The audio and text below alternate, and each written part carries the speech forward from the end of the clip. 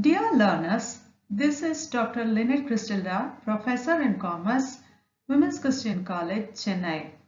In this video, you would understand the tax treatment of Provident Fund. In order to encourage savings and to give a social security for the employees, the government has set up various kinds of PFs. The employee and the employer contribute a fixed percentage of the employee's salary towards PF. The whole contribution plus interest on the contribution gets credited to the employee's account. He receives a payment from the fund at the time of retirement. If the employee dies, his legal heirs get the full amount of PF. PFs are of four kinds: SPF, RPF, URPF and PPF. In this slide, you can get to know the provisions that relate to the tax treatment of PF. I would like to illustrate the provisions of PF with an illustration. Compute the taxable salary of Mr. M if his basic salary is Rs 20,000 per month, DA Rs 2,000 per month, commission Rs 2,000 per annum, employer's contribution to RPF 14% of salary, interest on RPF at 12%, that is Rs 12,000. For better understanding, I have tried comparing two types of problems. That is, number one, calculation of taxable salary when basic salary, DA forming part and commission on turnover are given. And the second type will be calculation of taxable salary when DA forming part and commission on turnover are not given. If you look into this first table, we find that the taxable salary when DA forming part and commission on turnover are found out. Basic salary here is 20,000 per month. So 20,000 into 12, which is 2,40,000. Then DA forming part is 2,000. 2,000 into 12, 24,000. Next, commission. I have assumed commission to be on turnover, which is 2,000 per annum. Since this is 2,000 per annum, we will not multiply it by 12. Next, coming to RPF, that is employer's contribution to RPF. As per the provision, 12% of salary is exempted. So, actual minus exemption will be 12% on salary. What is salary here? Salary here does not mean basic salary, but it includes basic salary, DA forming part and commission on turnover, which comes up to 2,66,000. Now, you need to find out 14% on salary. Salary, that is 2,66,000. So that is 37,240. And the exemption will be 12% of salary.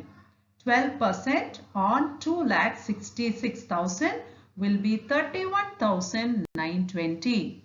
So the balance amount, that is 5,320, is the taxable value of RPF. Now coming to interest on RPF.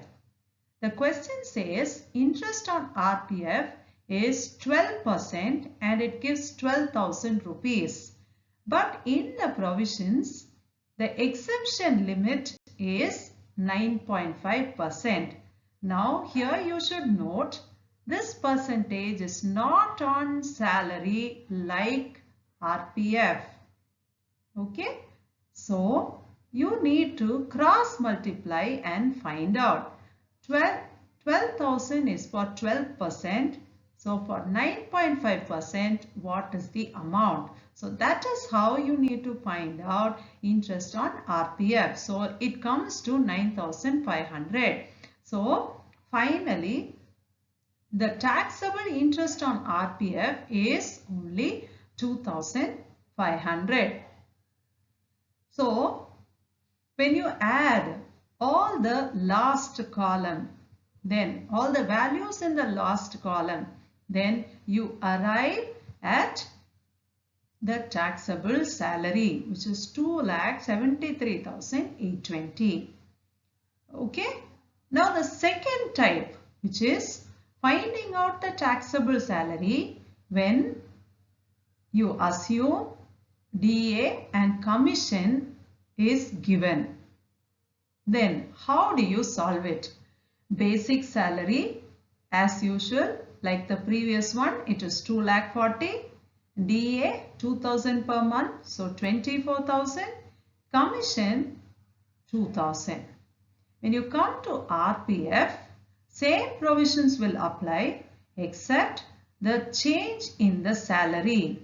Here salary is only basic salary. Why? Because we have assumed the DA is not DA forming part and commission is not on turnover. The provision is salary will be basic salary plus DA forming part and commission on turnover. Since here we have not assumed DA to be forming part and commission on turnover, we cannot use these two values to find the salary. So salary is only basic salary. So 2,40,000 only.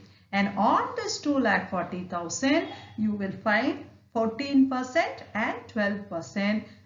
Find out the difference and that becomes the taxable value of employer's contribution to RPF. Okay, but then there is no difference in the interest on RPF. Like how you have done previously, the same way you are going to do interest on RPF here also. So if you see, there is a difference in the employer's contribution to RPF in the first table and employer's contribution to RPF in the second table. Why is this difference? The difference is because in the first table, DA forming part and commission is used. In the second table, there is no DA forming part and there is no commission on turnover. Hence, there is a difference in the salary. Here it is 2,66,000. Here it is 2,40,000. I hope you would now be able to solve any problem on PF. Happy learning. Thank you.